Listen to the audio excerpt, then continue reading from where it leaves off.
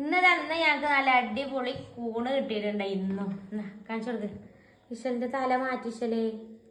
അപ്പൊ അന്ന് കിട്ടിയ അതേ സ്ഥലത്ത് നിന്ന് തന്നെ ഉണ്ട് ഒന്നും കിട്ടിയിരിക്കണത്.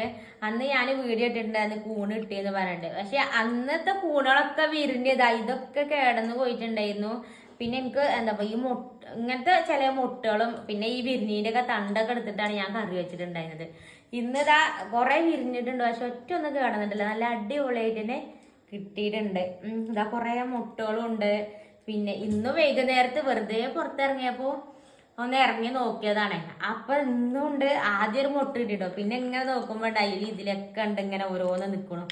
അങ്ങനെ കിട്ടിയതാണ്. അന്ന് എല്ലാവരും പറയുന്നു കൂണ് എന്താ ഇത് പറിച്ചെടുക്കുമ്പോ വർത്താനം പറയാൻ പാടില്ല എന്നുണ്ടോ. പക്ഷെ അന്ന് ഞങ്ങൾ കുറെ ആൾക്കാരുണ്ടായിരുന്നു.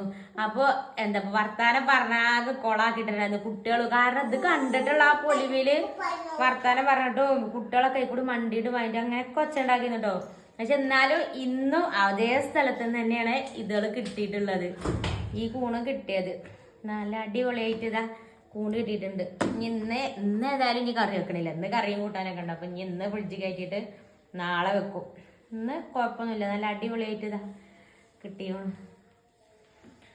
അപ്പൊ ഓക്കെ. ഇതാ ഇന്നെന്താ വെച്ചാല് ബുധനാഴ്ച അല്ലേ? ഇന്ന് ബുധനാഴ്ച 24-ാം തീയതി ബുധനാഴ്ചയാണ് കേട്ടോ ഈ കൂണ് കിട്ടിയിരിക്കണത്. അല്ലാതെ വേറൊരു ദിവസമൊന്നും അല്ല. അതപ്പോ ഈ മൈരി ഇവിടെ നേരത്തെ ഞങ്ങൾ വെറുതെ പുറത്തിറങ്ങിയപ്പോ നോക്കിയതാണ്. അപ്പൊ ഇതാ കിട്ടിയതാണ്. ഇന്ന് ആരും ഉണ്ടായിരുന്നില്ല. ഇന്ന് ഞാൻ ഒറ്റയ്ക്കായിരുന്നു. ഞാൻ ഒറ്റയ്ക്ക് ഇങ്ങനെ നിന്നപ്പോ നോക്കിയപ്പോ അങ്ങനെ കിട്ടിയതാണ്. അപ്പൊ ഇത്രേ ഉള്ളൂ. കൂണ് കിട്ടിയ പൊലിവാണ്. കൂണ് കണ്ടില്ലേ? എന്താ ഇതിന്റെ തണ്ടൊക്കെ നല്ല വണ്ണുണ്ട് കേട്ടോ. നല്ല വണ്ണം ഇല്ലാത്തന്നല്ല, പക്ഷെ വീഡിയോയിൽ എത്ര ഉണ്ട് എനിക്ക് അറിയണില്ല. വണ്ണൊക്കെ ഉണ്ട്. അന്നെല്ലാരും പറഞ്ഞിരുന്നു എന്താ പറയാ, പിന്നെ വർത്താനം പറഞ്ഞാലേ പിന്നെ അത് ഉണ്ടാവൂല, അവിടെ കൂണ് പൊടിയില്ല എന്നൊക്കെ കേട്ടോ. പക്ഷെ നിച്ചുകുട്ടി പറഞ്ഞതൊക്കെ ഒരു അന്ധവിശ്വാസമാണെന്ന് കേട്ടോ. പറഞ്ഞ പോലെ തന്നെ ഇന്ന് ഇതാ കൂണുണ്ടല്ലേ, കുറച്ചൊക്കെ കിട്ടിക്കണ്, കൂണുണ്ടായിക്കണ്. അപ്പൊ നീ വർത്താനം പറഞ്ഞ് പറിച്ചാല് കൂണ് പൊടിന്നാണ്. അപ്പോ അല്ലേ, അങ്ങനെയൊക്കെ